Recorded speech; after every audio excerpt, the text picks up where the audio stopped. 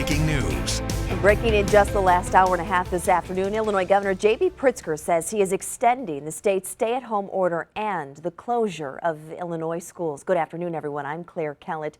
Governor Pritzker says the time to end the order is not today. He says it's also not April 7th. Here's what his announcement this afternoon entails. The governor extended the statewide stay-at-home order through April 30th. So that means people can only leave their homes for essential needs and for their jobs. Now, as for school, the governor says they will also remain closed through the month of April. Students will continue e-learning, and the state will not consider these missed school days.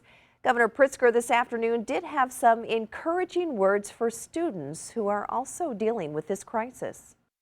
I won't try and tell you that texting and calling each other is the same as hanging out in the hallways or in the lunchroom. And I won't try and tell you that a Zoom prom is the same as a real prom. I won't try and tell you not to be sad about the lost goals and plans that you may have had for March and April. It's okay to be sad. And if you do feel sad or frustrated or angry, whatever you feel, please let yourself feel that way. Don't beat yourself up over being human. Also this afternoon, Missouri Governor Mike Parsons said that he will be closing several state parks beginning Thursday evening. Castlewood, Elephant Rocks on this side of the state, and Watkins Woolen Mill State Historic Site and Park and Weston Bend State Parks in western Missouri will close. The state says the move is to address overcrowding as well as safety concerns. While safety, stewardship, and service are all very important to Missouri state parks, safety is our first priority. We will continue to evaluate and make adjustments as future concerns arise. And if you're planning to visit any state park, I encourage you to check out mostateparks.com for individual park advisories and updates and the latest actions that are taken in response to the COVID-19 pandemic. There are many state parks still available in your community. More strong action today in the city of St. Louis. The city says it is closing many roads through city parks to cars and trucks. This is an effort to reduce vehicular traffic inside the parks and to continue to enforce social distancing. The roads will remain closed until April 22nd. The public can still use the parks, although the playgrounds, the ball fields, and courts will be closed. This afternoon, we have live team coverage looking at the numbers reported as well as the discrepancies with them. Also, a potential treatment for the coronavirus. We begin with our live team coverage with that treatment. St. Louis University is now involved in what is a worldwide study to test a potential treatment for COVID-19. Ray Preston has been talking with one of the doctors behind the study. Joins us live this afternoon with more. Well, the research is being conducted at the Doisy Research Center. That's the building right across the street from St. Louis University Hospital. You can see it right up the street here. It's at the intersection of Grand and Choteau. Now, we need to be clear. This is not about a vaccine. St. Louis University is taking part in a study that is looking at a drug that is a possible treatment for those who actually have COVID-19. The study is going to go on for at least several more weeks. This drug is being studied at multiple sites in the United States and internationally, and we anticipate in a few more weeks they'll have enrolled enough people to actually figure out whether or not there is a beneficial effect. Dr. Sarah George is talking about the drug remdesivir. She says right now there are perhaps 3 to 5 patients at St. Louis University Hospital with COVID-19.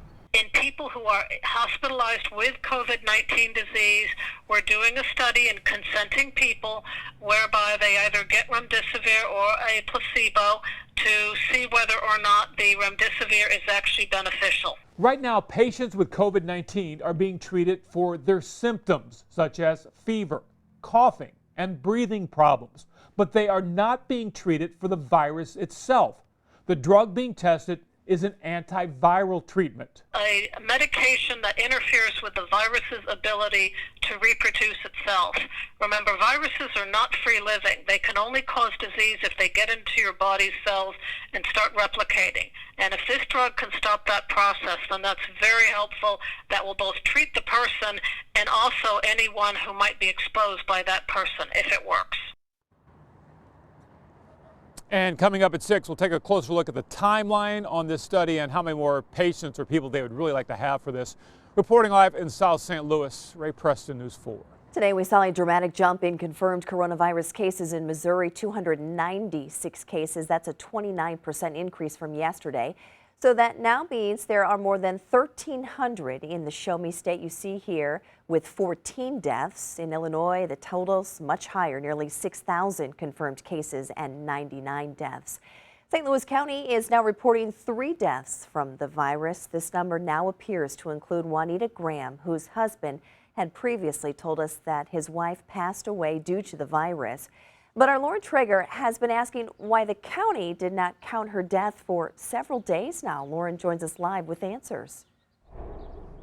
Yeah, that's right. And the county won't specifically say that it was Graham who died, but the facts, including her date of death, her age range, and the fact that she had underlying health conditions all seem to match up. But the answer to that question about whether or not there was a delay, well, that has a local hospital and the county butting heads. Juanita Graham was a beloved preschool teacher in the Webster Grove School District. Her husband Dennis tells News 4 the two of them visited Indianapolis earlier this month. Then his wife got sick and took a grave turn for the worse. After testing positive for COVID-19, she died in the hospital on Saturday. St. Mary's Hospital says they reported her death to the county. A spokesperson for St. Mary's tells us, quote, "We have reported every positive diagnosis and death related to COVID-19 to the appropriate health department within 24 hours, saying their infection prevention team called the phone number listed on the county health department's website. But a spokesperson for the county says the notification was not received within 24 hours, but was received on March 30th. They told us, quote, "Had it been received sooner, you would have heard from the Department of Public Health sooner." Now, the county says they are making some changes about requirements when it comes to reporting. They want any hospital or lab to report positive test results within 6 hours. They want any hospital to report a death immediately, but no later than 24 hours. Now, coming up on News 4 at 5, we are looking into some of the discrepancies that we often see when it comes to county numbers versus state numbers. Again, that's coming up on News 4 at 5. Reporting live in West St. Louis County, I'm Lauren Traeger, News 4. A popular West St. Louis County restaurant remains closed today after 8 of its employees tested positive for the coronavirus. This is how Annie Guns looked today when we stopped by. The doors shut tight. There is a sign on the door saying the restaurant is closed temporarily. Here's that sign until further notice. One regular customer tells us he stands behind the owner's decision. That place is a hands down great place. Good people, a great atmosphere, just a really good community they're just good people. So hearing that they're taking those steps and precaution to put everyone in a good position to be healthy, it's good to hear, that's for sure.